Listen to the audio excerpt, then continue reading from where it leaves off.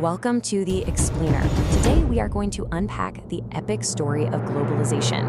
You know, that massive force that promised to connect all of us, but somehow has left us in a world that feels more fractured and uncertain than ever.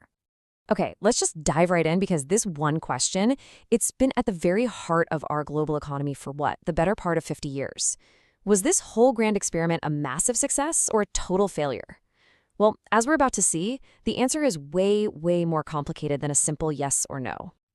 So let's start with the promise. And this wasn't just some casual idea. It was a really powerful, optimistic theory.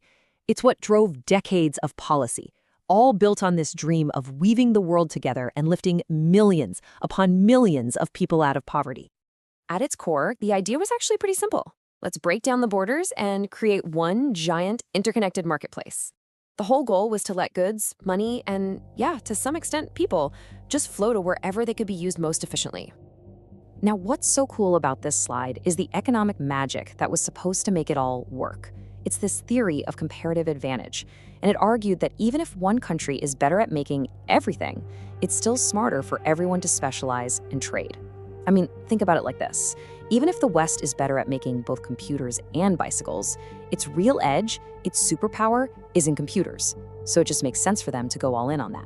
While the East focuses on bicycles, then they trade, and boom, they both end up with more of everything. It's a total win-win, creating a bigger economic pie for the whole world. It's an incredibly elegant idea. And this chart just shows you the explosive result of that theory in the real world. I mean, look at this. Between 1950 and the late 90s, global trade didn't just grow, it went supernova, growing nearly 3 times faster than the entire world economy.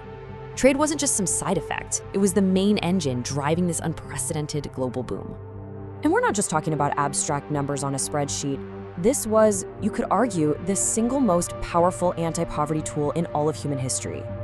By plugging into the global economy, by becoming the workshop of the world, China did something that was just unimaginable. It lifted hundreds of millions of its people out of poverty in a single generation. Just breathtaking stuff. And if you need any more proof, you really don't have to look any further than the Korean Peninsula. I mean, it is the starkest real-world experiment you could ever imagine. You have 2 nations, same people, same history, same geography. One chose total isolation and, well, remains impoverished.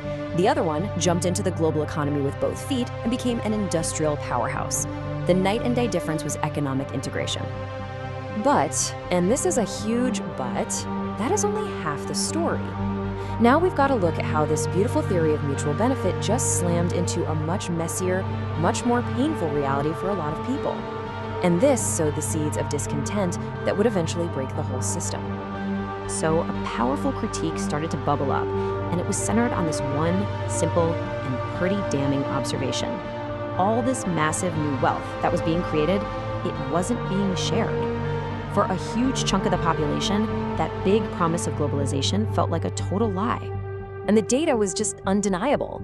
In a lot of rich countries, this great decoupling was happening. People were working smarter, they were producing more value than ever before. I mean, productivity was soaring.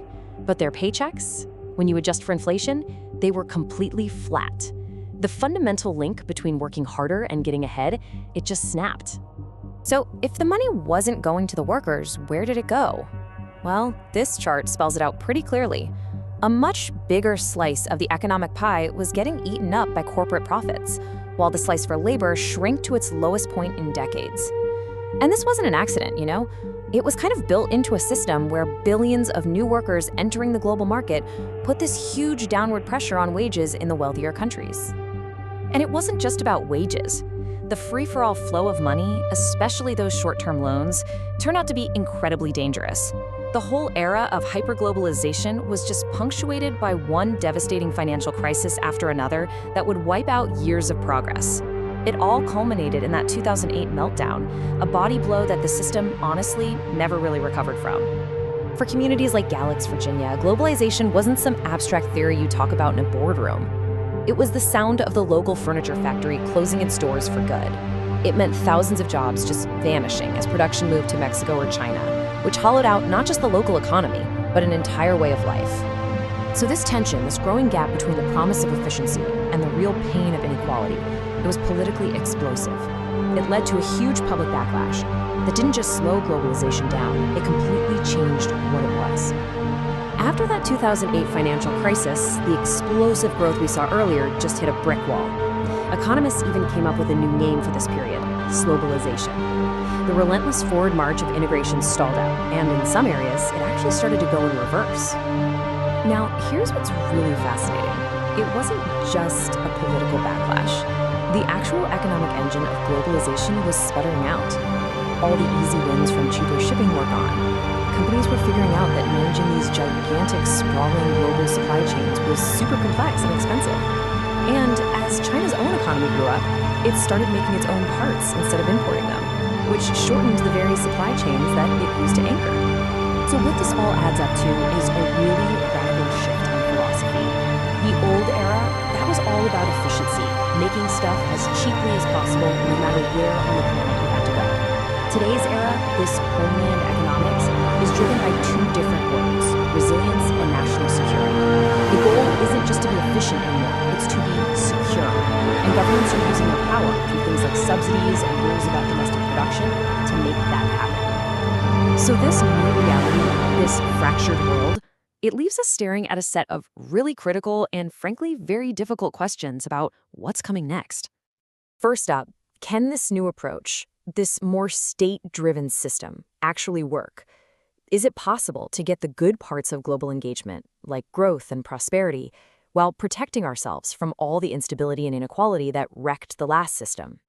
And, with the growing rivalry between the US and China basically splitting the world into competing teams, there's a very real danger that globalization could turn into a full-scale retreat, making everyone poorer and, honestly, making the world a much more dangerous place. Which brings us to the final and probably the most important question of all. See, the failure of that last era wasn't just about economics, it was political. It failed to convince people to support a model that, yeah, delivered huge benefits overall, but also created these pockets of intense pain. So the ultimate challenge for us is this: how do we manage the consequences of engaging with the world so that its incredible benefits can finally, truly be shared by all?